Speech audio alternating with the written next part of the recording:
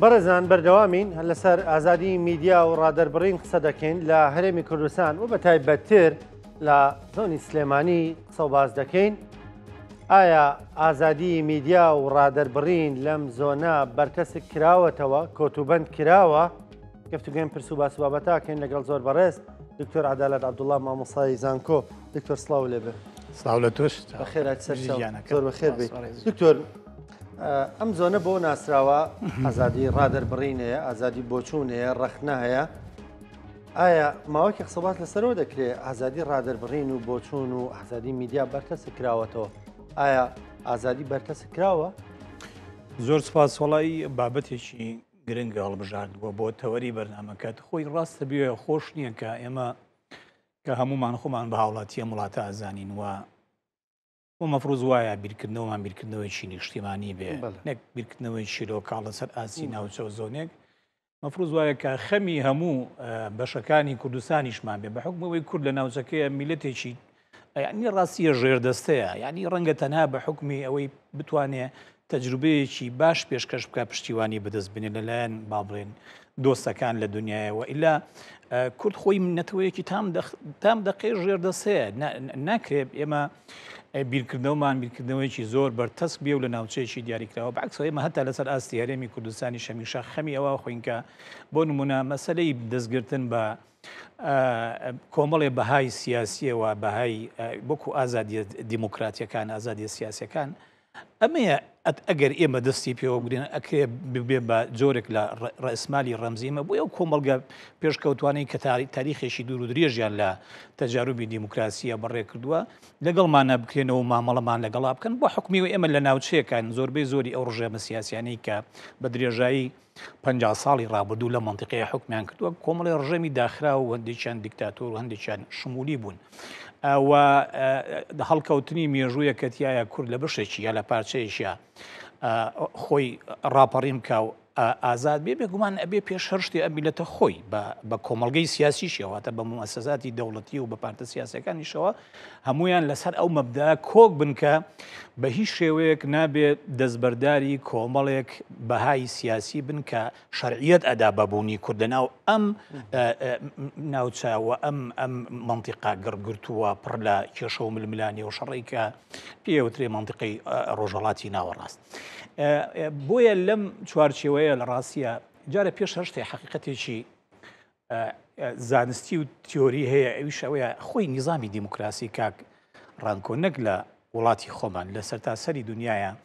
ئەنی نظامێکی لە قوتونراو نییە، ینی معلب و ئامادەکراو نییە بڵێن ئەیهێنین و سەرەکەی بچڕین و ئیتر هەمووی لێ شتیوانە. هەموو سیستەمێکی دیموکراسی بڕۆ تاریخی شۆڕشەکانی گەلانی دیموکرات لە شۆڕشی فەڕەنسی ساڵی 1970 تەماشاکە پێشتر بۆ شۆڕشی بەریتانیەکان و دواتر شۆڕشی استقلالی ئەمریکیەکان و هەموو کۆمەڵگا پێشکەوتوەکان ئەوانی کە پێڵێن کۆمەڵگای دیموکرات لە دنیاە هەمویان لە ناو مێژووە سیستەمەکەیان گەشەی کردو و ئیستقراری بخۆی ومنن دەوڵەتێکی وەکو فەڕەنساکە بە معقلی دیموکراسی بە حکمەوەی خاوەنی شۆڕشی فەڕەنسی 200 سەدە پێش ئێستاە کەوا ئەناسرێ هەر لە دوای شۆڕشەکە ئەستەن قۆناغێکی هەیە پێوترێ قۆناغی تۆقاندن کە 25 ساڵە خایەنێ، یعنی نیزامە دیموکراسیەکە دوای 25 ساڵیش ئیستقرار بخۆیەوە نبینی لە کاتێکا خۆت زانانی توراسی مامەڵەی ڕۆژئاوا و ململانێ سیاسەکانی ناو کۆمەلگا ڕۆژئاوایەکان سەبارەت بەوەی کە چۆن ئینسان ئازاد بێ دوور بێ لە قیود و دەسەڵاتی هەم دەسەڵاتی کڵێسا و هەم دەسەڵاتی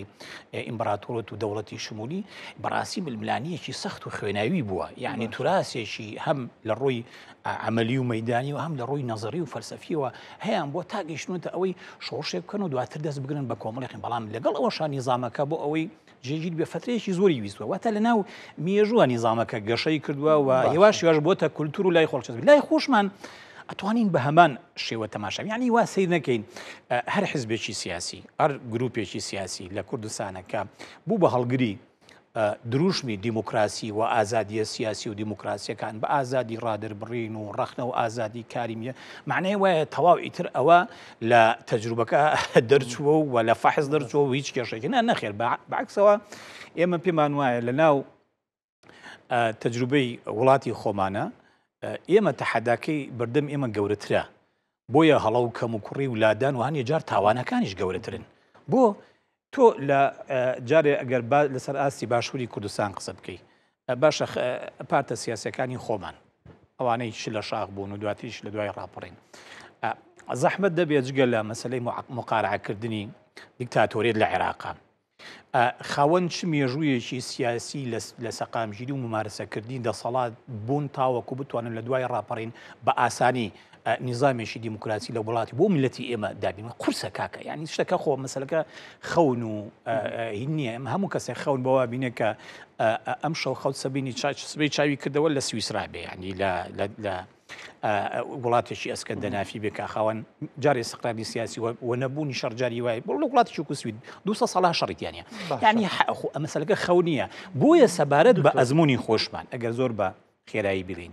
ئەزمموی خۆشمان بە بەردەوامی لە ناو تەحەدیاتی گەورە گەورەیە هەڵکشانی تایە داگشانی گەشەکردنی تایە و پاشەکشەی تایە مەرحەلەیەک بۆ نمونە ئازادی بیر و ڕادەربڕین و ڕەخنەگرتن و خۆپیشاندان و کاری سیاسی و کاری بەرهەڵسکاری لە فترێکی زەمەنیە پێشەکەوێ ئەچێت دواتر ڕووداوێک دێت هەمووی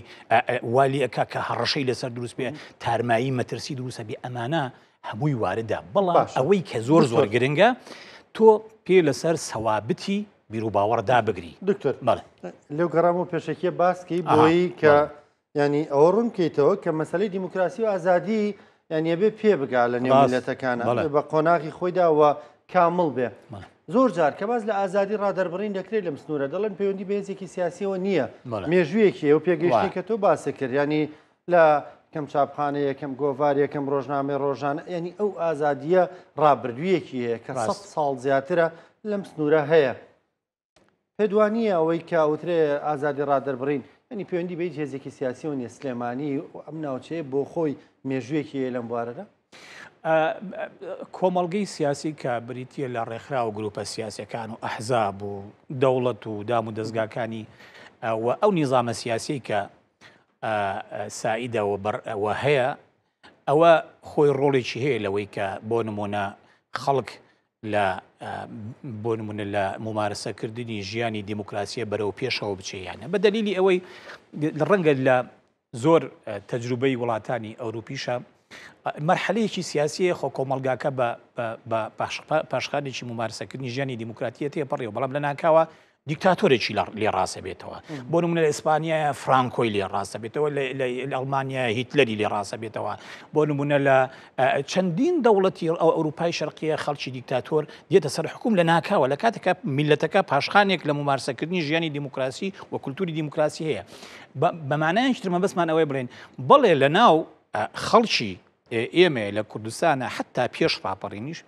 ئێمە توانین بڕێک لەو تایبەتمەندێتیە ببینین کە ڕەنگە دیموگرافیایەکی دیاریکراو لە چوارچێوەی باشووری کوردستانە هەیەی و بۆ نمونە باسی سلێمانی بکەین کە من پێم خۆش نییە تەنها فۆکەس لەسەر زۆنێکی دیاریکراوە بۆ نمونە لە منتیقەی سلێمانی و ئەم زۆنە حساسیت بەرامبەر بە ستەمی سیاسی بێگانە حساسیتێکی زیندووە لە ناو خەڵکە خەڵک ڕقی لە ستەمی دەسەڵاتی سیاسیە و ئەم حساسیەتی تایە هەیە بۆیە بە سروشتی حاڵ هەموو ئینسانێک بۆ لە منتیقەیە من تەسەورەکەم لە شوێنی دیش ڕەنگە بەڕێژەیەکی تر هینی مەناعەیەکی تیا هەیە کە قبوڵی ناکە ستەمی لێ بکرێت قبوڵی ناکە بۆ نمونە هەست بکە کە لە کەرامەتی ئەدرێ لە ئازادیەکانی ئەدرێ بۆیە منتیقی سەرکی منتیقەیەکی گرژ بووە وە دیموکراسیش خۆی قسەیەکی عالمێکی ئیجتیماعی فەڕەنسی هەیە ناوی یادی بەخێر ناوی ئەلان تۆرینە ئەڵێ گۆڕەپانی سیاسی گۆڕەپانێکی هێمن نییە حتۆ تەماشاکە هەر لە شۆڕشی یان ڕاپەڕینی 6 ئەیلولی بەردەرچی سەلاوە لە سیەکانی سەدی ڕابردووە تەماشای بکە بە بەردەوامی گژیەک هەیە لەگەڵ دەسەڵاتی سیاسیە کە بریتە لە داکۆچیکردن و پاراستنی ئەو هامشە لە چی لەوەی کە خەڵک بتوانێت بە حوڕەتی خۆی تەنفیز بکە ئەمە بشێکە لە تایبەتمەندی خەڵکی ئەم منتیقەیە باوادای بنین بەڵام ئەگەر بۆ نمونە تۆ هەر لە سەردەمی کۆنەتەمە بەڵام ئەگەر بوون تۆ لە بەردەم نیزامێکی ئیستیعماری وەکو ئەنگلیزا بووی ڕێگەی لێگرتی بێگومان گەشەی دیموکراسی ئەوەستەیە گەشەی ئازادیان مافی خەڵک بۆ مافی ئازادی ڕادەربڕین خۆپیشاندان قسەکردن هەموو ئەمانە کەوتە بەر مەدرسیەوە بۆیە فاکتەری نیظامی سیاسیش زۆر گرنگە کاکەین ینی دەوڵەت ئەتوانێت کۆمەلگا ڕێخاتەوە تەوجیهی بکە بەرەو قۆناغی پێشکەوتوتی دیبێ و پێچەوانەکەشی ڕاستە ئەشێت بۆ نمونە وەک چۆن ئێستا ژمارەیەکی زۆر لە بۆ نووسرە و باحسە گەورەکانی بواری کۆمەڵناسی لە عێراقان بۆ لێچێک لەوانە بۆ منە خوالی خۆش و کەسێکی وەکو دکتۆر فالە عەبدولجەبار کاتێک دێت تا سەیری تاریخی سیاسی عێراقەکە خۆی تەبعاً پیاوێکی چەپیشە ئەگاتەوە قەناعەتی کە یعنی لە جیاتیەوەی بێت تەمجیدی سەورەی 58 عەبدولکەریم قاسم کە بلانی کەم بە تایتڵ سەورەی سۆشیالیستەکان و ئەو کەسانن کە بڕوایان بە یەکسانینەوە وە کۆتایی هێنانە بەدەسەڵاتی ئیستعمارەوەانە دێت ئەڵێ وڵی کاکە ئێمە چۆن تەماشای ڕابردووی عێراقەکەی لە 21ەوە بۆ ئێستا سەرەکەی فترەی حکمی مەلەکی لە عێراقا خەڵک لە سایە حکمی مەلەکیە زۆر باشتر بۆ تاوەکو لە سایە حکمی عەبدولکەریم قاسم و دواترش بەحسەکان لە 63 و 68 بۆ ئەمە معنای چییە؟ معنای وایە لە ناو تاریخە بۆی هەیە لە ڕاستیە نەکرد نیزامە سیاسەکە خۆی بەڵکو کۆمەلگا بەگشتی بکەوتە بەردەم هەڕەشەوە جا قسەکە لەسەر چییە؟ با ئێمە لە ناو ئەم تەجروبە سیاسی کە هەمانە لە کوردستانە کە بێگومان قەیدان ڕوبەڕووی قەیدانی گەورە بووەتەوە جارێ پێشەر شتێ قەیدانی ژیان و گوزەران هەیە ئەمە واکە خەڵک تووڕە بێ کە خەڵک تووڕە بێ وە تۆش خوا نەخواستە لە ئەم زۆنە بێ لە هەر زۆرێکی تر ڕێگەی قسەکردن و ڕێگەی ڕەخنەگرتن و ڕێگەی کاری سیاسی و ڕێگەی بۆ نمونە ئازادی کاری ئەعلامی لێ بگری ئەو کاتە ئەو درزە گەورەتر بێتەوە کە لە نێوان نظامی سیاسی و لە نێوان خەڵکەکە هەیە کەواتە ڕێگە بدین خەڵک قسە بکە من لە زۆر جار تۆ داوای ئەوەت کردووە کە ڕێ لە خەڵک بگیرێ قسەنەکە یعنی قسە بکە ڕێک ئازادی ڕادەربڕینی لێ زۆر بکرێ لە ڕوانگەی ئەو پێشەشی نەزەرەی کە بۆم باس کردووە ڕێک بەعکسەوە من ئەڵێم لە کاتی ئەزمەیەکە لە کاتی ڕووداوێکی نائاساییە کە ڕووداوی نائاسایی نەک لای خۆمان لە دنیای شەڕوەدا بۆ نمونە لە 11 سپتەمبەر لە 11 سپتەمبەر ئەسڵەن ئەمریکا هەر بە قەرار کۆشکی سبی قەراریدا بەشێکی زۆری میدیاکان بۆیان نەبێت نزیکی ڕووداوەکە بکەم بۆی تەختی هەندێک لایەنی مرۆیی تیا نەکرێت کە بۆ ڕەنگە تۆقینەر بێ بۆ خەڵک هەر ڕێگەی ڕووماڵکردنی میدیا هەندێک ئەزمە و هەندێک ڕووداو هەیە ئەمە تەبعاً لە پاریسیش و بەخوا لە مەدریدیش و لە زۆر وڵات لە فەڕەنسا ئەم ڕوودا ئەمەی بە تایبەتێگە بە ڕۆژکاوی قسە بکەین ئەمەی ڕووداوەکانی 22 مانگی ڕابردوو مناقشەیەکی دروست کردووە پشتمڕێکی دروست کردووە لە ناو وەسەتی سیاسی و وەسەتی میدیایی خۆمانە کە هەڕەشەیە دروست بووە بەسەر ئازادی بڵاوکردنەوە و ئازادی ڕاگەیاندن و ئەوانە دەڕاستیە پێشەش جارێ خۆی ئەم مناقشەیە شتێکی باشە بۆ چونکە دلیلی ئەوەیە کە لە چوارچێوەی نیزامەکەیە حڕێتی ڕەخنەگرتن هەیە لەوەی کە ئەگەر بێت و بچووکترین پاشەکشە هەبێ لە ئەگەر پراوێزێکمان هەیە دروست کردووە لەم چەند ساڵەیە بۆ ئەوەی خەڵک لە ڕووی میدیایەوە بتوانێت تەختی خۆی بکە لە ڕووی میدیایەوە بتوانێت ڕووداوەکان بگوێزێتەوە فاکت بگوێسێتەوە زانیاری بگوێزێتەوە خۆی خودی مناقەشەکە شتێکی باشە خودی مناقەشەکە بەڵگەی ئەوەیە کە ئێمە یەکەم کۆمەلگایەکی زیندومان هەیە کۆمەلگەیەکی مەدەنی زیندومان هەیە ئەحزابی سیاسیمان هەیە کە بەرگری لەم و لە بەرامبەریشە بێگومان تۆ ئەبێ لە کۆتاییە کۆی عینەکە ببینی تەجروبەکە ببینی ئایا بۆ نمونە ڕووداوێکی دیاریکرا و لە تەوقیتێکی دیاریکرا و بۆ ماوەیەکی دیاریکرا و ئەکرێ بیکەین بۆ نمونە بنەمایەک بۆ ئەوەی ئێمە لەغووی هەموو تاریخی ممارەسەی ژیانی سیاسی بکەین لە کوردستانە ئەمەیان ناکرێت بۆ چونکە تۆ بەعکسی ئەم هەڵوێستەوە ئەبێ بە بەردەوامی بیری شێ بخەیتەوە بیری هەر هێزێک کە فەرمانڕەوایە کە حکومڕانە بیری بخیتەوە بڵێ کاکە تۆ فترەیەک هەیە ڕەنگە بڵێن فترەی ئیزدیهار و کرانەوەی سیاسیە و خەڵک بڕێک شایەتیت بۆ دەکا ڕەنگە تۆ جیاواز بیت لە هەندێک ممارەسێ و مامەڵەکردنە لەگەڵ کۆمەڵگەی مەدەنیە لەگەڵ ڕێکخراوەکانیانە لەگەڵ دەستگاکانی میدیای ئەهلی و سربەخۆیە ناکرێ بۆ نمونە تۆتیایە پاشەکشە بکەی حتى من لم ڕۆژانێن بەڕاستی شتێکشم نووسیبوو لەسەر ئەم مۆزوع ئەڵێم بەعکسەوە ئەم ڕووداوانە ئەبێ بۆ نمونە لەبەرەوەی لە سنووری دەسەڵاتی یەکێتی ئەبێ یەکێتی بەعکسەوە بێ پەشیمانی نەکاتەوە لەوەی کە بە هیچ شێوەیە یەک هەنگامیش بەرەو دوڵاو بچێ خۆی هەرمە ئەم ئەحداسانە بابزانی و ئەو ڕخنانش کە لەم ماوەیە لە یەشێتی گیراوە هەر خۆی زۆر یارمەتی دەرە بۆی مناقەشەکە گەورەتر بێت تا هەتا لە ناو حیزبەکە خۆشیە بۆ چونکە سەیرەکەی توراسی سیاسی تۆ کەلەپوری تۆ ڕابردووی تۆ پاشخانی تۆ نامۆیە بە هەموو پاشەکشەکردنێک لەم باسی هەر خەڵک یەکسەر ئیداتەوە بە چاوتە یەکسەر پێ دەڵێ کاکە بۆ نمونە سەردەمی مامجلال وانە بوو ئەبێ ئێوە ئاگاتان لە ڕابردووی خۆتان بێەوە شتێکە زۆر جار ئەڵێن جیامانەکاتەوە لە حیزب بە منافسەکەمان ئەم شتانەیە ئەم کۆمەڵە ڕئیسمالێ ئەگەر ئەمانە بدۆڕنی تۆش ئەو کاتە چیتە هاوشانی بۆیە ئەو زەختە زۆر باشە بەعکسەوە من هەموو جار دەڵێم ئەو زەختەی کە لە ناو تێمەی دۆڕانە بوو لەوانەیە ڕووداوەکان و تەبیعەتی مامەڵەکردن لەگەڵ ڕووداوەکەیە و هەندێک جار بۆ نمونە ڕەنگە هەندێک پەرچەکرداریش لەلایەن هەندێک دام و دەستگای ڕاگەاندن ئەڵین هەندێک نەک هەمووی احتیمال هەیە جۆرێک لە احتیکاشی دروست کردبێ لە نێوان بۆ نمونە هێزی ئەمنی و هەندێک کەناڵە یان هێزی ئەمنی و هەندێک ڕۆژنامە نووسە هێزی ئەمنی و هەندێک چالاکوانە بەڵام ئەمانە ڕووداوی کاتین وە گرنگیشە کە هەر بە کاتیب بینە چووکە ئێمە لە ناو تاریخین ئەبێ بە هەمومانەوە سیستەمەکە بپارێزین سیستەمەکەمە بەسپانسی ئەو سیستەمەیە کەتیایە خەڵکیایە هەز بە حڕێتی خۆی بکە هەز بەوە بکە ئەتوانی قسە بکە ئەتوانی ڕەخنە بگرێ و لە بەڕاستی لەم بارەش ئەبێ تۆزێکیش واقعی بین ئێستا زۆر جار ئەبیسین ینی باستەواکرێکە هەڕەشە بۆ سەر ئازادی بڵاوکردنەوە و ڕاگەاندن و ئەوانەیە من نازانم ئێمە بە خۆمان لە وەسەتەکەیە هەچ لە ڕووی ئەکادمیەوە بێ چ لە ڕووی مەدانیەوە بێ لە ڕووی پیشەوە ئەوەی کە متابعاکەین ڕاستیە ئێمە بۆ شێوەی نایبینین ئێمە ئەستەکەین بۆ نمونە لە ناو سۆشیال میدیایە باسەکەی لە ناو ڕۆژنامە و گۆوارەکانە باسەکەی لە شاشەی تیڤەکانەوە سیرەکەی خەڵک ئەتوانی قسەی خۆی بکە نەک قسە هەتا ئازادی جنێودانیشی تێکەوتووە یعنی تۆ تەماشاکە لە سۆشیال میدیایە جاری وایە قیادیەک لەم حیزبیا لەو حیزب شتێک ئەنووسێ خەڵک بە دڵنیە تەماشاکەی کە کۆمنتەکان ئەنووسێ خەڵکەیە بە ناوی ڕاستەقینەی خۆی شوێنی نیشتەجێبوونی پرۆفایلی و جنێوێکی زۆر گەرم و گوڕشی هاتێ و کابرا ناشی سڕێتەوە ئی باشە ئێمەسا تەشجیع ئەوە ناکەین خواانەخۆز حەز دەکەین هەموو هەوڵ ئەم قسەیە مەسەڵەن زۆر جارەوترێ لە سلێمانی تۆ ئازادیە گەڕەخنە لە پارتی دیموکراتی کوردستان بگری هەر ڕەخنێکی لێ دەگری وەکوی لەوێژ لەولێر تۆ زۆر ئازادی هەر ڕەخنەیەک تێ لێکێتی بگریت طبعا ئەوە ئایان لێرە ڕێگە بۆ درا ئمە هەموو سیاسەکەش بگیرێ لێکێتیش بگیرێت کاگڕانکۆ هەموو جارێ ئەڵێن بەخوا بۆ ئەزمموی ڕۆژنامەگری خۆشمان بەتایبەتی ئەهلی و ئەوانە ئەبێ ئاگاداری ئەو ململانەیە بن باواقعی بن ململانەیەک هەیە لە نێوان یەکێتی و پارتیە ڕاستە شەراکەتی شەیە لە نێوانیانە حکوومەت پێکەوە هێنن دروستەکەن پەرلەمان لە ناو پەرلەمانە ئەبن لە کۆمەڵی قۆناغا شەریکن ئەمانە هەمووی ڕاستە بەڵام دوو هێزن ڕکابەری لە نێوانیانە هەیە هیچ نەبێت 4 ساڵ جارێ ئەچنە هەڵبژاردنەوە